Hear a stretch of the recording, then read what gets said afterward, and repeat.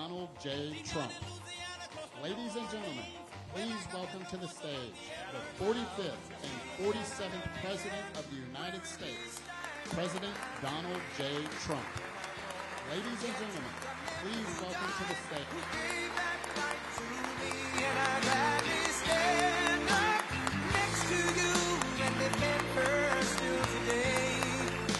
There ain't no doubt I love this land. God bless the USA.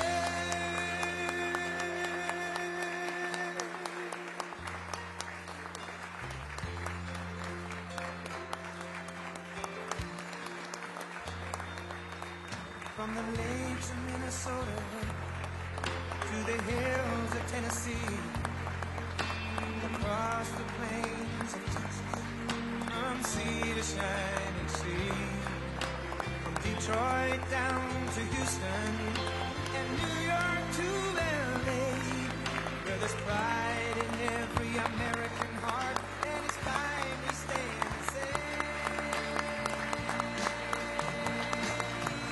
that I'm proud to be an American, where at least I know I'm free, and I won't forget the men who died, who gave that right to me, and I gladly stand up next to you and defend her still today, 'cause there ain't no doubt I love this land.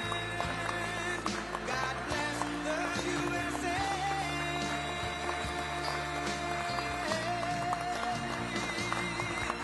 I'm proud to be an American, where at least I know I'm free, and I won't forget the men who died, who gave that right to me, and I gladly stand up next to you and defend her still today, 'cause there ain't no doubt I love this land.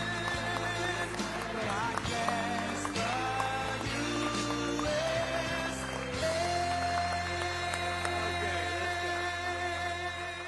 Well, thank you very much, everybody.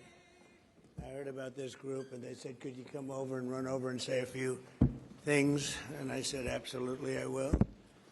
And they gave me the lowest seat I've ever sat in. And I think, you know, they said that. They do that on purpose.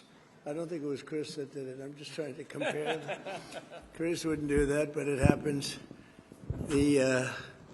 It's really an honor to be with you, tremendous people, and it's a really important subject, so I wanted to be here. I'll say a few words, and then I'll head out, and you'll handle it, and it's something you're very familiar with. But the people in the room are real doers, real amazing. It's an amazing group. We're here today to continue the incredible progress we're making in communities nationwide to ensure that as new data centers go up, and they're going up all over, electricity bills for American families will actually come down. You know, you're going to be building your own data centers, and you're going to building your own electric plants. You're essentially becoming a utility, like Con Edison in New York, but maybe at a level that nobody's ever seen before, because we've seen some of the plants that they're building are absolutely incredible. They're absolutely incredible. They're electric plants, electric manufacturing plants. It's hard to believe, but you need double the electricity that we have right now, maybe even more than that, to really fulfill what you want to do. We're leading China by a lot, and using our old grid would not have worked. And I came up with the idea that, you know, build your own plant. This way nobody can complain. You won't call me and say what a terrible job I'm doing, because we have a 200-year-old grid that's not the best in the world. You look at some places, you take a look at California, you have brownouts and blackouts every weekend. The last thing they're going to be able to do is supply electric at numbers. Nobody's ever explained to me why it's so much electricity, why you need so much, nor did I care that much, to be honest with you. All I know is you need more than double what we produce right now. Think of it. So we produce tremendous amounts of electricity for every business, and this industry needs more than double that amount. So we're letting you build your own with the Trump administration's Ratepayer Protection Plan.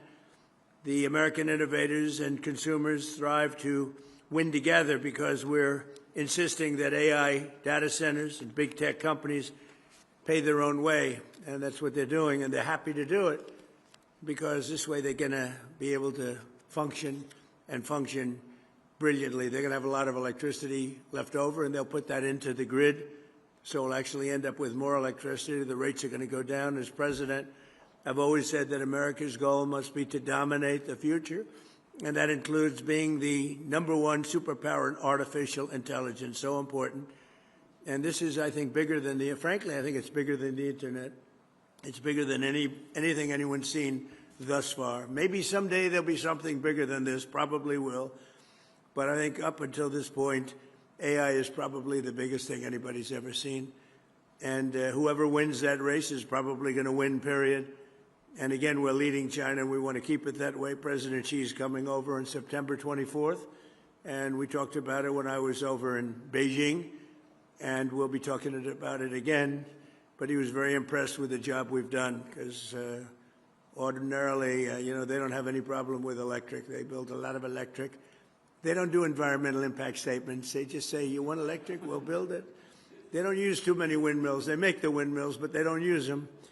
They do it the old-fashioned way in many ways. The United States never settles for second, and we don't under this administration. I can tell you that. You see that because we have the hottest country right now anywhere in the world. We live by the motto, America first. That's what's made us very strong, and we're leading China and all other countries by a lot in AI and just about every other category, including crypto. We want to stay in front in crypto. They'd love to take that over.